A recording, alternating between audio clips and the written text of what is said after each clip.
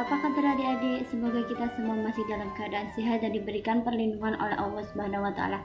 Sebelum kita mengawali pembelajaran hari ini, alangkah baiknya kita berdoa terlebih dahulu dengan melafazkan basmalah. Bismillahirrahmanirrahim. Semoga pembelajaran hari ini dapat berjalan dengan lancar dan kita semua mendapatkan ilmu yang bermanfaat. Tema pembelajaran kali ini yaitu klasifikasi materi dan perubahannya. Kemudian fokus pembelajaran hari ini pada subbab klasifikasi materi, unsur, senyawa, dan campuran. Sebelum adik-adik belajar tentang materi pada hari ini, kita harus mengetahui dulu KD yang mana yang harus kita pelajari di pertemuan ini. Kemudian adik-adik harus mengetahui dulu tujuan pembelajaran di hari ini, yaitu yang pertama KD 3.3. Kemudian tujuan pembelajaran yang pertama yaitu dalam akhir pembelajaran adik-adik dapat menggolongkan karakteristik materi dalam kehidupan sehari-hari. Yang kedua, dalam akhir pembelajaran, adik-adik dapat menjelaskan perbedaan unsur, senyawa, dan campuran. Kemudian tujuan pembelajaran yang ketiga, di akhir pembelajaran, adik-adik dapat melakukan percobaan dengan penyelidikan bahan-bahan alam yang dapat dijadikan sebagai indikator alami. Adik-adik bisa melakukan penyelidikan di rumah masing-masing. Supaya adik-adik tidak kebingungan, saya membikinkan peta konsep tentang materi hari ini. Materi diklasifikasikan menjadi zat tunggal dan campuran. Kemudian zat tunggal meliputi senyawa dan unsur, dan campuran dibedakan menjadi dua, campuran homogen dan heterogen. Lalu apa sih yang dimaksud dengan materi? Adik-adik pasti sudah ada yang tahu apa sih materi itu. Mari kita simak. Lihat gambar A, B, dan C. Gambar A merupakan es batu, gambar B merupakan air, dan gambar C air mendidih yang diletakkan di gelas beker.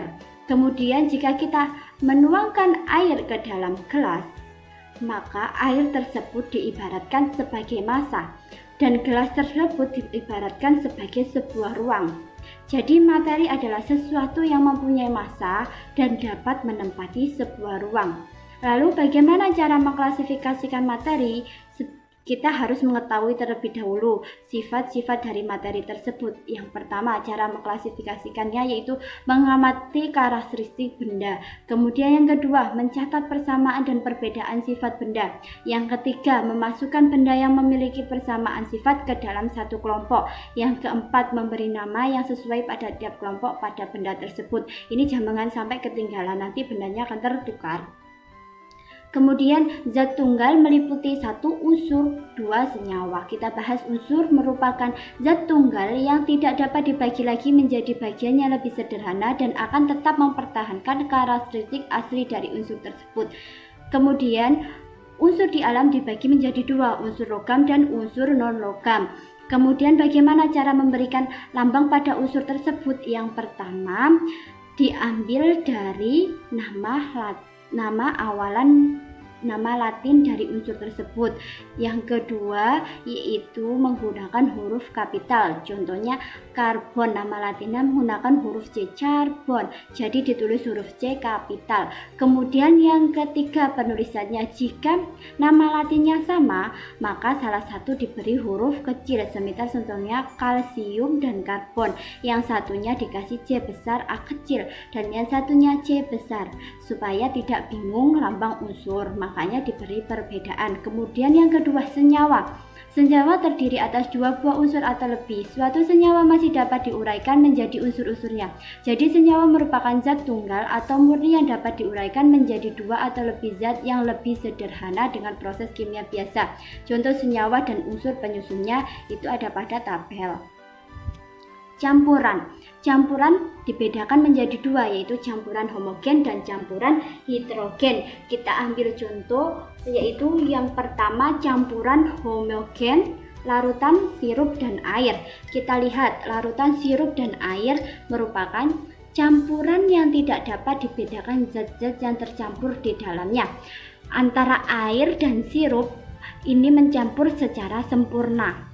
Jadi campuran homogen itu dapat tercampur secara sempurna dan tidak dapat dibedakan zat-zat penyusunnya. Kemudian campuran heterogen, kita ambil contoh yaitu larutan minyak dengan air.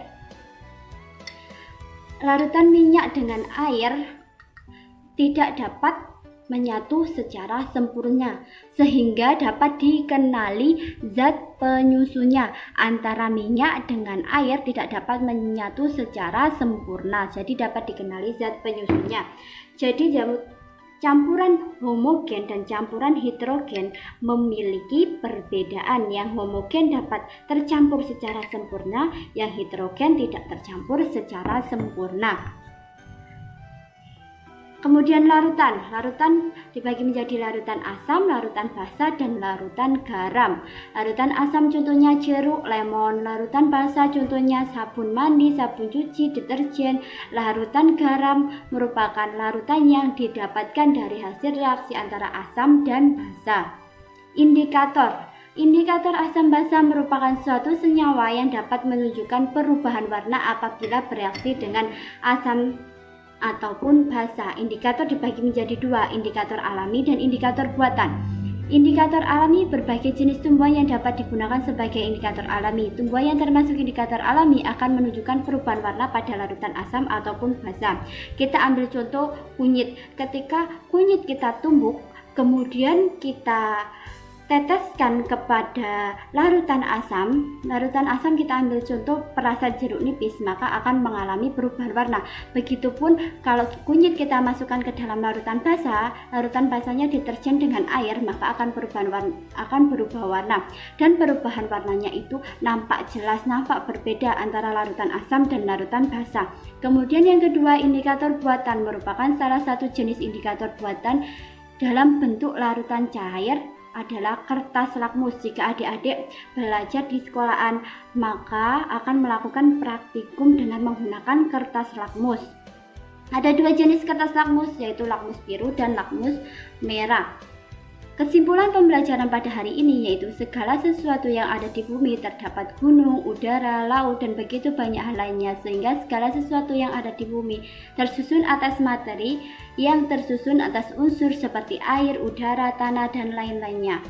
Adik-adik, untuk pembelajaran kali ini supaya lebih paham dan lebih jelas lagi, adik-adik melakukan percobaan di rumah masing-masing dengan mengikuti panduan yang telah di-share di e-learning dan WA group. Mencari sebuah indikator alami yang ada di sekitar rumah kalian, kemudian diteteskan ke larutan asam maupun larutan basa. Jangan lupa untuk didokumentasikan seperti pada gambar tersebut dan direkam. Setelah adik-adik melakukan praktikum, adik-adik jangan lupa mengisi atau menulis lembar kerja yang telah di-share di e-learning dan WA group. Setelah itu, adik-adik harus mengerjakan kuis. Sebelum pembelajaran kita akhiri, pesan moral yang saya sampaikan yaitu kita patut bersyukur, patut mensyukuri bahwa banyak sekali akan hal materi yang ada di bumi kita ini. Tidak hanya tumbuhan, hewan, dan manusia, namun unsur-unsur alam, senyawa, asam, basa, maupun campuran yang sangat diperlukan dan dimanfaatkan oleh makhluk hidup dalam aktivitas sehari-hari. Terima kasih, semoga bermanfaat. Assalamualaikum warahmatullahi wabarakatuh.